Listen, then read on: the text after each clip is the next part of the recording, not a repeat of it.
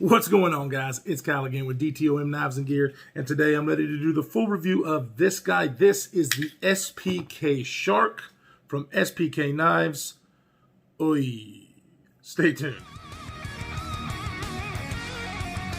All right, welcome back. So before we get into the knife, two things. First, I've got a little bit of difference going on here as far as how I'm filming. I've got a different light, and I'm not using the Osmo Mobile 2, which is what I usually do, and so it looks a little bit different. Let me know what you think. Second, this knife was sent to me by my buddy and brother, Jake, over at Bearded Gear. I don't know how, if you haven't heard of Jake from Bearded Gear, don't know how it's possible, but if you haven't, go over to Bearded Gear and subscribe. I will have it linked down in the description below because he's one of the best YouTubers as far as knife reviews and EDC gear out there. And he's also happens to be a wonderful friend of mine, and he sent this along for review, and holy crap, am I stoked. This thing is an EDC fixed blade. I carry EDC fixed blades every now and again. It's not something that I do all the time, especially now because I have the channel, and I'm usually carrying at least 2 knives on me for review and whatnot, so it is kind of far and few between, but I do like to carry an EDC fixed blade. This is a very wonderful size for that. Now, it does come in this sheath, which originally came with a, I can't remember the name of the lock, but it's basically just a little bit of, just a lock that you can put it on your pants, you can put it in your, inside the waistband, you can do all kind of stuff. But I like to carry horizontal with a loop, and you can get this sheath with that option. Matter of fact, I want to say that he's adding another hole so you can use the Blade Tech Lock, which I happen to have one of those like right here. So that's really cool because that's how I prefer to carry my knife on my left side of fixed blade, because my firearm's on the right. You've heard me say that before with all kinds of fixed blades. So I'd rather carry this on the left side. And Jake did this. Somebody had hit him up, and so this works really well for him. I put it to my belt, and I started to carry it like that horizontally, which is my preferred method. But I almost felt like I was gonna maybe get this thing torn because I'm a bigger guy than Jake. And so, yeah, moving around, I just didn't feel comfortable. I didn't want to mess it up. But you can get those in a loop. And so the single loop would be perfect for this, and you can get it. So just keep that in mind. Very nice Kydex sheath. You don't have any rattle. Has a little thumb little ramp right there to pop this thing out. I love that. I love Kydex sheaths. I like leather, but I think I almost prefer Kydex just because of the retention that it does have, and it doesn't go away, you know, and at least not like leather. Leather, in time, it just kind of goes in and out and it loosens up. You know, you've got some really high quality leather products out there that are done properly, and even have some hybrids. So, but preferably I like Kydex. This is the first knife that I have ever handled in Taro Tough. Look at that. I have, you know, I've seen Jake. He's got a couple of Taro Tough scales for some of his knives, and especially even in the seafoam color. And I think it's an awesome material. I didn't know how awesome until I got this in hand, because I like micarta. This I like probably better than micarta. Now, this is my first knife in it. You know, other scales and stuff, you know, if I had a bunch of them to carry around, I might feel differently. The only thing I would probably prefer to micarta over this is the fact that it absorbs the oils and it kind of patinas. I really dig that. But this Taro Tough, guys, is absolutely so comfortable in the hand. It's one of those things where if it gets wet, it doesn't get slick or anything like that. So yeah, I love the Taro Tough. Now, one of the shining features of this knife, other than its profile and grind, which we will talk about in a minute because holy shit, is the blade steel. This one is in Vanex. Can I get it? Vanex. Yeah, there we go. Now, he's got these knives, the Shark in quite a few days. He's got Crew Wear, he's got M4, I think I've seen K390, so you've got options for these knives, and they're all super steels. Vanex is one of my favorite steels. especially for like an EDC. This would be an EDC fixed blade, not so much a fixed blade that I'm going to go out in the woods and whittle with, okay? So Vanex in this steel, I think, is good because you can still, day-to-day, food prep, all that stuff, not have to worry about this. But if you are going camping or fishing, can't beat this. Steels like LC200 and H1 and Vanex. I mean, Vanex is above all of those. You basically, in my opinion, I'm not a steel guy, but you get Vanex, LC200, and H1 as far as its overall properties. Vanex being the best for edge retention among those very, very corrosion resistant steels. So I am a huge fan of this steel. I think when Jake first got this, there was only a couple made. I think one for him and then one for Alex, which Alex Steingraber is the man behind SPK Knives. I will have his website and his Instagram, all that stuff linked down below. Definitely go give him a follow because he gives you a really good representation. He kind of shows you how he does these. And I'm very impressed. And the reason that I'm impressed before we get to all the other stuff is because he does all of his in-house heat treats. He's really into steels. So he has been doing his own heat treating, and then of course these are hand ground. It's really cool to see that process come about, and he's really hit it out of the park with this one. Why? Well, okay, so it's not big, okay? It's not a very large knife, but it's an EDC fixed blade, right? So you don't want a huge knife when you're doing that. Well, most people. Some people carry whatever, you know, and I'm one of those that I like big knives. But for an EDC fixed blade, excuse me, this is about a perfect size. I like the shape of the handle. I was kind of worried, and it's still just a tad bit thin for me this way. But ergonomically, the way that the handle is profiled really fits me well. I mean, I don't really have much sticking out of this side, but I like this right here. It doesn't have a finger choil, but the way the handle is shaped, and it comes to the blade, so you can actually really get behind that blade. So you don't need a finger choil, right? It basically is in the handle. It's kind of hard to explain, but I really feel good there. Now, this is kind of like a choked back position where my thumb is back here to do kind of a stabbing task. And then, of course, the saber grip, my thumb rides right back here. It is a thinner blade stock. It's only about 90 thousandths thick, which translate into a freaking slicing machine. And holy shit, if you're going to carry an EDC fixed blade and you want something that cuts, I mean, I've done a couple of other fixed blade reviews. We just got through doing the SRK. Those are really nice. This one is even thinner than those as far as the thinness behind the edge. Holy crap, it's 12 thousandths behind the edge. I don't have any folders that have 12 thousandths behind the edge. So does it cut? Yes, it does. And it cuts so well. The grind on this thing is absolutely amazing. Full flat grind with this Vanex steel. There is no jimping on the top, which is perfectly fine for me. I don't need it in this knife. I feel so locked in. The thinness of the blade stock back here is not the most comfortable to hit my, my thumb on, because when it's thinner and I'm really digging in, it's just not as comfortable as something that's an eighth of an inch thick or something. But it's not like it hurts. As you can see when I'm pressing my thumb, and you've only got that much. So if I'm really bearing down, it might be able to leave a line there, but it's not a huge deal because I'm really just doing a little bit harder task than I would with a folder, maybe on an EDC basis, but I don't use my knives hard. So this was used a lot for just the regular EDC task. I did some food prep. I'll throw in some footage of me cutting up a lemon, and it was just like slicing. Like, I mean, I'm horrible at cutting shit as far as, I'm not a chef, but it was just slicing through that lemon like nobody's business. And of course, with Vanex super clean steel, I don't have to worry about, or Jake doesn't have to worry about this thing rusting. The other super steels that he uses, the Crewware, the M4, the K390, those are not stain resistant steels, but they have really good edge retention. So if that is important to you, he does offer that. So it's just kind of your philosophy of use, right? So yeah, let's cut something. All right, so I've got some cardboard here.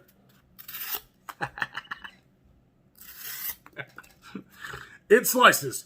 Holy shit, does it slice. This thing, with that thinness behind the edge and this full flat grind, I mean, the man knows what he's doing whenever he grinds a blade. Let's do the paracord. absolutely nothing. I can even probably get just barely cutting. Oh, yep. Glides through the paracord. It is amazing. No resistance. Very clean cut. Let's try the tougher stuff, which is the twisted sisal rope. This stuff kind of gives everything a little bit of a It usually gives things a little bit harder of a time, but not the shark. I don't know what to say. I mean, as far as a slicey blade, if you're wanting a knife, a tool that just, that's what you want it for, is a slicer. Now, there's plenty of folders out there that do that, right? The fixed blade market for something that's really slicey is not as keen, I guess, as far as the thinner blade stock. Usually it's thicker blade stock, thicker behind the edge. It's because most of the fixed blades, you know, people think about fixed blades, think about outdoors. But there are more and more people carrying smaller fixed blades for EDC purposes. And I think it's a great idea. If you've not tried it, I would suggest trying to find something like this. Maybe start out with something... you know, you can find, no, don't do that. Yeah. Get you a good one if you want it. Because something like this, if you were to buy this and you decided you didn't want a EDC fixed blade, you could use it for a ton of different purposes, throw it in a bag, a bug out bag or whatever, but you also would be able to sell this like with the quickness. Because these are, you know, fewer drops of these. They're, you know, they're by a man out of upstate New York, Alex, making these. So they come in drops. They're not exactly available all the time. But he's killing it. And, you know, it's just, it is what it is with a guy who's doing this on his own. It takes a while to get a batch out, right? So definitely hit him up on Instagram, his website, because that's the places that you'll find the newsletters to get updated on when the drops are. Because I'm going to have to. I have to. You know, I was really worried about this thin handle. But the shape of it is really not that bad. Now, my fingers still hit here, and it's kind of a pet peeve of mine. So I still, yes, wish it was just a tad bit thicker to fill my fat hands out. But the way the handle is shaped, you know, it's not totally flat. It does have a slight curve there. And then with this, it's kind of, it almost puts the knife in my hand differently than some of the others as far as the orientation or the axis of which my hand is coming down. I don't know. It's kind of hard to explain, but as you can see, you know, the blade kind of, it's not, almost in line with my knuckles. So when I was doing food prep, I was basically kind of holding it like this and chopping. And man, it works really, really good. I mean, it slices, like if you're cutting apples and tomatoes and stuff like that for your lunches at EDC, you want this. You want this. And it's something cool and different. It's not, you know, a big name brand because it's better than most of those knives. And I'm not knocking those knives. They're good knives. You get all kind of great SE, you know, all those brands out there that make really good high quality fixed blades. Some of them are EDC size. One of them I have right here because this was my first EDC fixed blade. 1095 high carbon steel with a very thick coating. So this is nowhere near going to be a slicing beast like this is, but it was small. Still a very good EDC fixed blade. It's just not for, I mean, it still has the steel and the thickness for an outdoor fixed blade. You know, this one kind of does a best of both worlds. And there's more and more out there, you know, makers are noticing that it's a trend to be able to get this done. So let's go ahead, flip the camera around, get some size comparisons and some specs, get you a better, closer look at this grind and the Taro Tough, because holy shit, is it just amazing. Stay tuned. All right, welcome back. So just look how beautiful this guy is. Look at the grind, full flat grind. I love his logo there.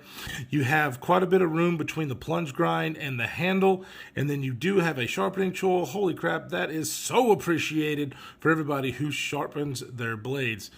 Hey, just look at that. There is the thinness, full tang knife, obviously, the way a fixed blade should be. And this really cool Taro Tough countersink for the hardware. You're not going to be taking this apart because it is a fixed blade. You don't have to worry about any kind of maintenance. Come on, camera, do your thing.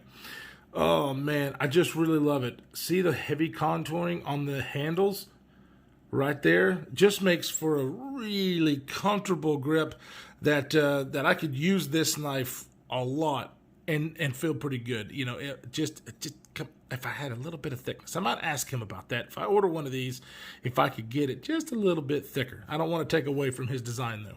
So the overall length of this guy is about 6.95 inches. And with the way the handle is versus the blade, that sounds very small for me if you're used to watching my channel. But it really works well for my hand size. If my hands were just a little bit bigger, maybe not, but I get a full 4-finger grip, especially in this choked up position. And then just, you know, a little bit sticking out. But it's very, very comfortable. You have a cutting edge of about 2.8, so very small blade.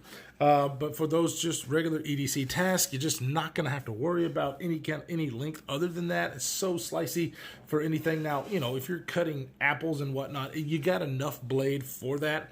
You know, if you're cutting a watermelon, maybe not. It does have a blade length of 2.9, like I said, with a cutting edge of about 2.8. I don't think that's right. I think I measured that wrong. Let's do that. Okay. So, yeah, 2.9, close to 2.9, and cutting edge. You know what? I don't know why I'm doing this when I have this. Let's see if I can get this on here.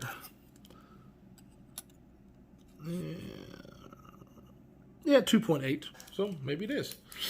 So yeah, I measured it halfway correctly. But yeah, that's about your ratios there. It does have, like I said, 90 thousandths blade stock and 12 thousandths behind the edge, which is freaking amazing. Slicey, holy shit. Let's go ahead and weigh this guy. Let's see how much it weighs without the sheath. So super lightweight at 2.75 ounces. That is amazing. You're not going to feel this thing on your belt or however you try to carry this.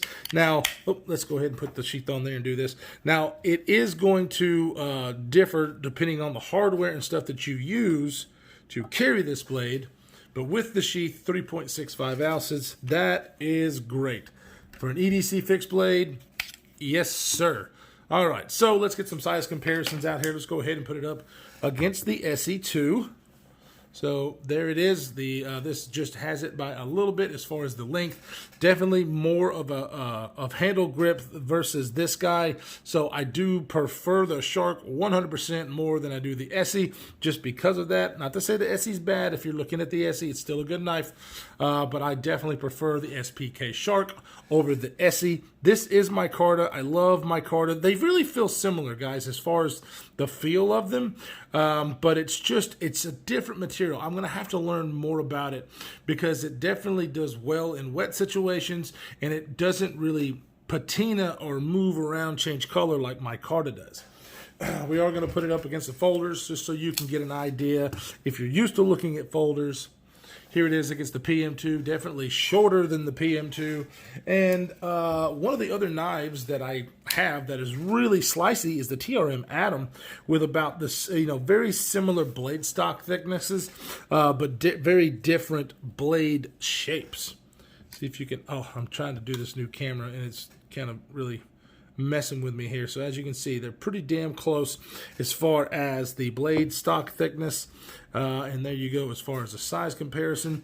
And then the blade shape itself, this is not a size comparison, but I want to show you one of my favorite knives is my Strider. Look at the blade profile. See how that kind of follows. I really dig this blade shape. This is kind of this more of a spear point, drop point, as well as this, and I really dig that because it's very versatile. Now, for what I do, most blade shapes are versatile, right? But you have a very nice tip. It is definitely thin there because you don't have any other material like a swedge or anything like that. So it is very thin tip. So obviously you're not supposed to be prying with your knives or anything, but definitely keep that in mind because it's very dainty, but it is very precise to be able to get down on the table and cut things. Very, very nice, very, very comfortable. Just an all-around great EDC fixed blade that I can 100% recommend. Now, it's kind of a problem because you can't really get these right now, but go down below, get the links, put yourself on a mailing list. That way you'll be notified, and then when these drop, you will be good to go. Now, like I said, you've got so many choices. You've got colors, and this is like a seafoam. You've got like a gray Terratuff, like a maroon Terratuff. He's got different colors, different blade steels that I think will appeal to a lot of people. So you've got options there. So Alex Steingraber, you are the man. I really appreciate what you're doing there in upstate New York. You've got a great product here, and I see bright things in your future. Jake, my brother, thank you so much for sending this along, because holy crap, am I a fan. You might not get it back. I'm just kidding. You'll get it back. Maybe. I'm just kidding. But yeah, I mean, I think he's actually making these now more in Van-X. At the time, Jake and him were the only ones that had it. So don't quote me on that. But if you like Van-X, this is another knife that a lot of you are trying to be like, when's the knives coming out in Van-X? Well, this is one of them. So guys, stay safe in this crazy world that we are living in. And we will see you in the next one.